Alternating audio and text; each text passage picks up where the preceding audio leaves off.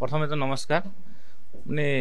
সকলোকে ধন্যবাদ দিম কেলেকি সকলোৰে আশীৰ্বাদ আৰু মৰমৰ কাৰণে আজি এই প্ৰজেক্ট পাইছে এটো কাৰণে অসম তথা ভাৰতবাসীৰ লগতে দেশ বিদেশত থকা সকলোকে মই ধন্যবাদ দিম প্ৰথমে মানে সোশ্যাল মিডিয়াৰ পৰা যাত্ৰা আৰম্ভ বুলি নহয় মানে তাইতো প্ৰশিক্ষণটো মানে আগৰ পৰাই আছিল কিন্তু ব্ৰিটেন গট টেলেন্টৰ লগত যোনটো কানেকশ্যন তেওঁলোকৰ মানে কমিউনিকেটটো আপোনাৰ সোশ্যাল মিডিয়াৰ যোগেদি এতিয়া চাম আকৌ তেওঁ শিক্ষাগুৰুৱে আকৌ আমেৰিকা গট টেলেন্টৰ কাৰণে আকৌ চিন্তা চৰ্চা কৰি আছে ইতিমধ্যে আৰু এতিয়া সেইটো কাৰণে অলপ চিন্তা কৰি আছে তেওঁৰ প্ৰশিক্ষণ শিক্ষাগুৰুৱে খুব ভাল লাগিছে আজি আনন্দৰ দিন বুলি ক'ব লাগিব বিশেষকৈ অসম সন্তান আমাৰ বিনীতা চেত্ৰী ভণ্টিয়ে আজি ভাৰতৰে প্ৰথম কণ্টেষ্টেণ্ট বুলি ক'ব লাগিব আজিলৈকে আমি জনাত ব্ৰিটিছ গট টেলেণ্টত ভাৰতৰ হৈ প্ৰতিনিধি কৰি কোনো এজনে আচলতে সুনাম কৰি আনিবলৈ সক্ষম হোৱা নাই কিন্তু আৰু সেই সময়তে আজি অসম সন্তান তথা ভাৰতৰ সন্তান আজি বিনীতা চেত্ৰী ভণ্টিয়ে যি সন্মান অসমবাসীৰ কাৰণে গৌৰৱ কৰি আনিবলৈ সক্ষম হ'ল তাৰ কাৰণে আমি অতিকৈ আনন্দিত হৈছোঁ সেইকাৰণে একেবাৰে ৰাতিপুৱাতে আমি গৈ বৰঝাৰী বিমানবন্দৰত গুৱাহাটীত আমি উপস্থিত হৈ আমাৰ অসম চৰকাৰৰ বিভাগীয় যিখিনি কালচাৰেল ডিপাৰ্টমেণ্টৰ অফিচিয়েলছ আমি গোৰ্খা ডেভেলপমেণ্ট কাউন্সিলৰ বিষয়বিভাগৰ লগতে আমাৰ গোৰ্খা জনগোষ্ঠীয় দল সংগঠন আৰু তেওঁক ফ'ল' কৰি থাকে যিমান ফ'ল'ৱাৰবোৰে তেওঁক ৰাতিপুৱাতে তেওঁক আদৰণি জনাইছে অভিনন্দন জনাইছে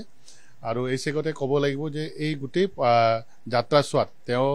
সম্পূৰ্ণ ত্যাগ আৰু বলিদান তেওঁ মানে আচলতে তেওঁ পাৰফৰ্মেঞ্চ দিছে আৰু লগে লগে অসমৰ মাননীয় মুখ্যমন্ত্ৰী ডাঙৰীয়া যেতিয়া তেওঁ আৰ্থিকভাৱে তেওঁ অলপ নাটনি হৈছিলে আৰু যিহেতু তেওঁ গোৰ্খা ছাত্ৰ সন্থাৰ তেওঁ দেউতা এজন বিষয়ববীয়া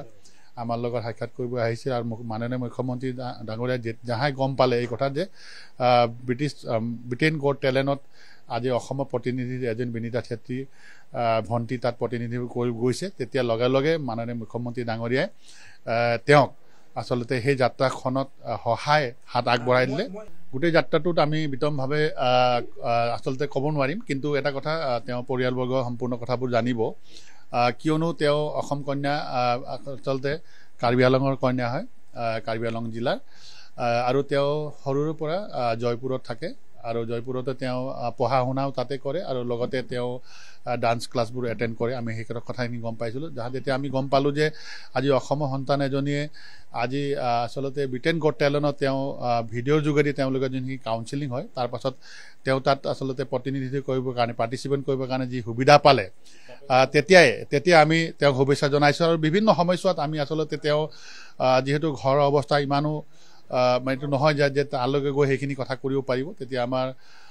মুখ্যমন্ত্ৰী ডাঙৰীয়াই সহায় কৰিছে আমাৰ দল সংগঠনৰ লগতে আমিবোৰো যিমান পাৰিছোঁ সহায় কৰিছোঁ আৰু সহায়টো কৰাটো আমি এইটো আমাৰ এটা মানৱীয়তা কিন্তু তেওঁ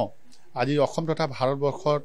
নামটো আচলতে বিশ্ব দৰবাৰ জিলিকাবলৈ যি বিনীতা চেত্ৰী সক্ষম হ'ল সেইকাৰণে আন্তৰিকতাৰে তেওঁক অভিনন্দন জনাব বিচাৰোঁ